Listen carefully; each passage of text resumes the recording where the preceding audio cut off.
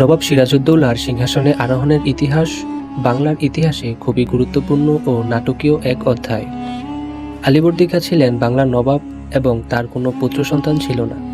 তিনি তার কন্যা আমিনা বেগমের পুত্র সিরাজউদ্দৌলা ছোটবেলা থেকেই অত্যন্ত স্নেহ করতেন এবং ভবিষ্যৎ উত্তরাধিকারী হিসেবে গড়ে তুলতে চেয়েছিলেন। আলীবর্দী খাঁ জীবদ্দশাতেই দরবারে ঘোষণা দেন যে তার মৃত্যুর পর সিরাজই বাংলার নবাব হবে। এতে দরবারের অনেক অভিজাত ও প্রভাবশালী ব্যক্তি অসন্তুষ্ট হন,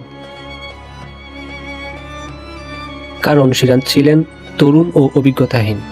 1756 খ্রিস্টাব্দে আলীবর্দী খাঁ মৃত্যুবরণ করলে তার ঘোষণা মতেই সিরাজউদ্দৌলা বাংলার নবাব হিসেবে সিংহাসনে আরোহণ করেন।